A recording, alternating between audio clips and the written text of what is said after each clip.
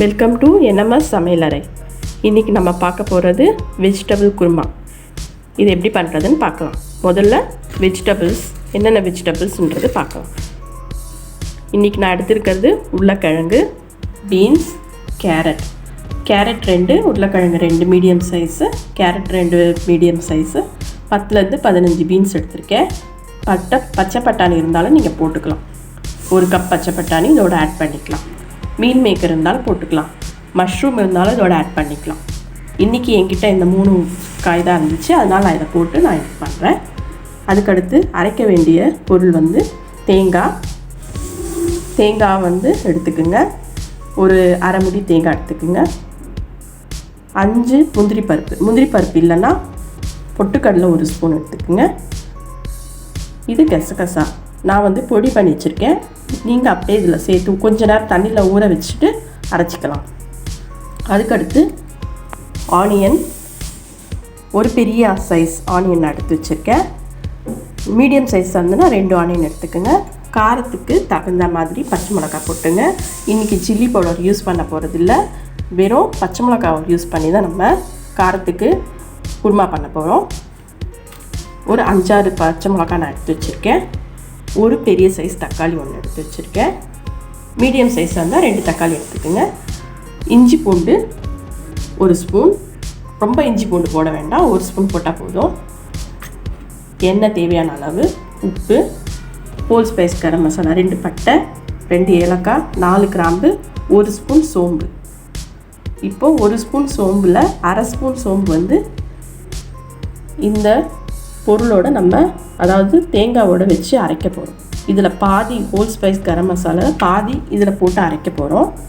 அதனால் இதில் பாதியாக நீங்கள் ஸ்ப்ளிட் பண்ணி எடுத்துக்கோங்க. இப்போ வாங்க எப்படி பண்ணுறதுன்னு வந்து பார்க்கலாம். இப்போது ஒரு பெரிய மிக்ஸி ஜார் எடுத்துக்கோங்க. இதில் ஆனியன் போட்டுக்கலாம். ஃபஸ்ட்டு ஆனியன் போட்டு ரொம்ப பேஸ்ட்டாக அரைக்க வேண்டாம், சும்மா கொஞ்சம் கரகரப்பாக அரைச்சிக்கலாம். பச்சை மிளகாவும் போட்டுக்குங்க. போட்டுட்டு இப்போ அரைச்சிட்டு பார்க்கலாம். இப்போது இந்த மாதிரி அரைச்சிக்குங்க. இந்த மாதிரி ரொம்ப ஸ்மூத் பேஸ்ட்டாக அரைக்க வேண்டாம், இந்த மாதிரி அரைச்சிக்குங்க. இப்போ வாங்க எப்படி பண்ணலான்னு பார்க்கலாம். ஒரு குக்கர் எடுத்து வச்சுக்கோங்க. பேன் இல்லை குக்கர் இல்லை பாத்திரம் எது இருந்தாலும் ஓகே. குக்கர் எடுத்து வச்சுட்டு ஒரே விசில் விட்டு எடுத்துடலாம். தேவையான அளவு எண்ணெய் விட்டுக்குங்க.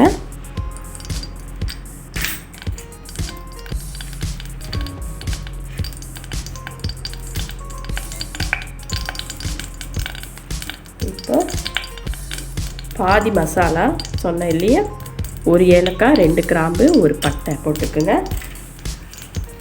அரை ஸ்பூன் சோம்பு,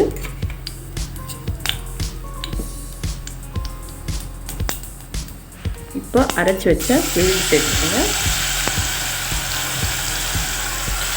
மீடியம் ஃப்ளேம் வச்சுக்கோங்க.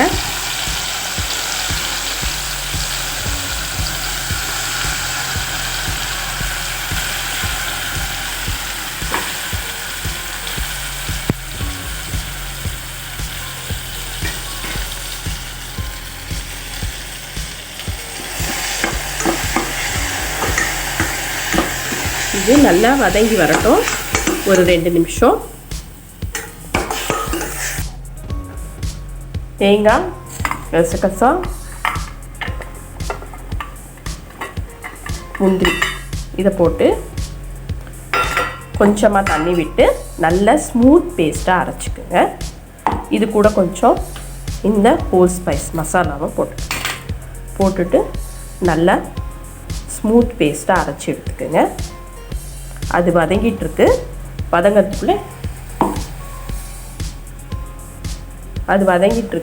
வதங்கிறதுக்குள்ளே நம்ம இதை அரைச்சிட்டு வந்துடலாம்.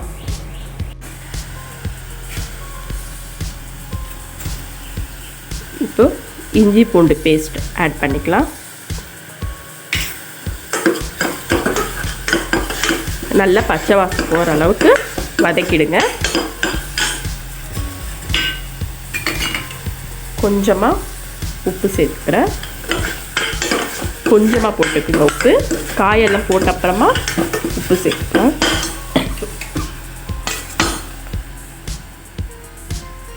ஒரு தக்காளியை சேர்த்துறேன்.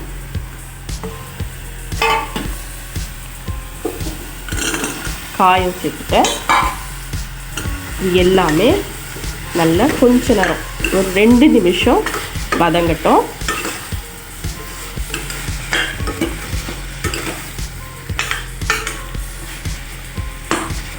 மஞ்சத்தூள் வேணும்னா போட்டுக்கலாம், அப்படி இல்லைன்னா ஒயிட் குருமாவை வேணும்னா அப்படியே விட்டுடுங்க.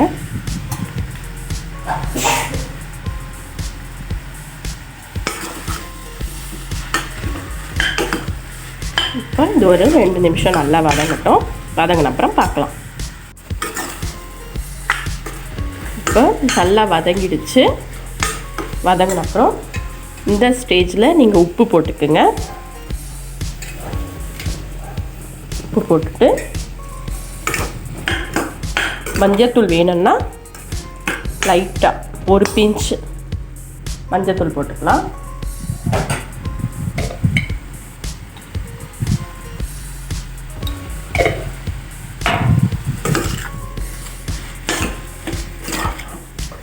நல்லா வதக்கிடுங்க.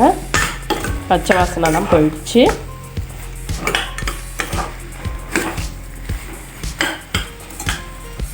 நம்ம தண்ணி விட்டுக்கலாம். வாட்டர் எவ்வளோ அளவு வேணுமோ விட்டுக்குங்க. தண்ணி விட்டுட்டு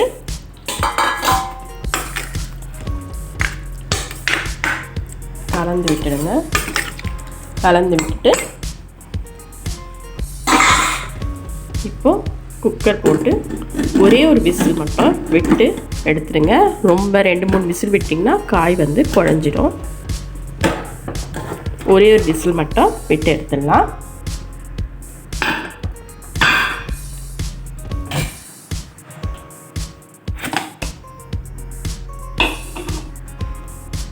இப்போது ஒரு விசில் விட்டு எடுத்தாச்சு. ப்ரெஷர் ஃபுல்லாக இறங்கிடுச்சு. எப்படி இருக்குன்னு பார்க்கலாம். பாருங்கள், இல்லை காயெல்லாம் வெந்துடுச்சு. ஸ்டவ் ஆன் பண்ணிவிட்டு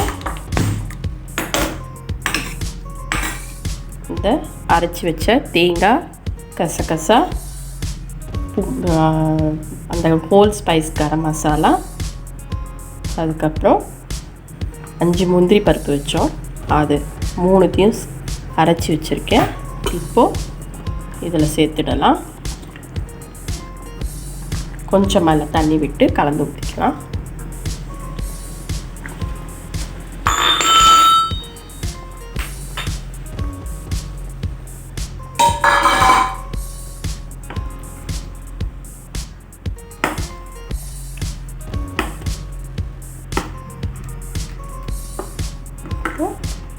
மஞ்சத்தூள் கம்மியாக போட்டதுனால குருமா கலர் பாருங்கள் ஒயிட்டாகவே இருக்குது. மஞ்சத்தூள் ஜாஸ்தியாக போட்டால் எல்லோ கலர் ஆகிடும். காரத்துக்கு வெறும் பச்சை மிளகாய் மட்டும்தான் போட்டேன். இது சாதத்துக்கும் நல்லாயிருக்கும், இட்லி தோசை எல்லாத்துக்கும் நல்லாயிருக்கும், சப்பாத்தி பரோட்டா எல்லாத்துக்குமே இது நல்ல டேஸ்ட்டாக இருக்கும். நீங்களும் செஞ்சு பாருங்கள். செஞ்சு பார்த்துட்டு உங்கள் ஃபீட்பேக் கொடுங்க. இந்த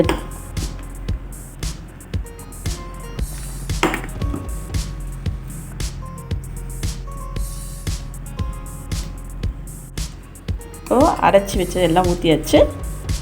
கொஞ்சம் தண்ணி ஊற்றிக்கலாம். முந்திரி பருப்பும் கசகசாவும் போடுறதுனால கொஞ்சம் கெட்டியாகும், அதனால் தண்ணி கொஞ்சம் விட்டுக்கலாம். மீடியம் ஃப்ளேமில் வச்சுக்கோங்க. இது நல்லா ஒரு 2 நிமிஷம் கொதிச்சா போதும். அதுக்கு மேலே கொதிக்க விடாதீங்க. தேங்காய் ஊற்றிட்டு நிறைய கொதி வரக்கூடாது, தேங்காயெல்லாம் பிரிஞ்சிடும். அதனால் கொஞ்சம் நேரம் கொதிச்ச அப்புறமா ஆஃப் பண்ணிடலாம். இது வந்துடுச்சு. இந்த ஸ்டேஜில் நீங்கள் உப்பு பார்த்துக்குங்க. உப்பு பார்த்து போட்டுக்குங்க. கொஞ்சம் காரம் கம்மியாக இருக்கிற மாதிரி இருந்ததுன்னா 2 பச்சை மிளகா, ஒரு பச்சை மிளகா கட் பண்ணி கீரி போட்டுக்குங்க. இதோடையே சேர்ந்து கொதிக்கும். இந்த பச்சை மிளகாவோட ஸ்மெல், அதாவது பச்சை வாசனைலாம் போயிடுச்சு. தேங்காவோட போட்டு அரைச்சி சொல்லி அந்த ஸ்மெல்லாம் போயிடுச்சு. இப்போது 2 நிமிஷம் கொதி வந்துடுச்சு. இப்போது இந்த ஸ்டேஜில் ஆஃப் பண்ணிவிட்டு கருவேப்பிலை கொத்தமல்லி இருந்தால் போட்டுக்குங்க. இந்த வீடியோ உங்களுக்கு பிடிச்சிருந்துன்னா லைக் பண்ணுங்கள், ஷேர் பண்ணுங்கள், கமெண்ட்ஸ் பண்ணுங்கள். மறக்காமல் சப்ஸ்கிரைப் பண்ணிக்கோங்க.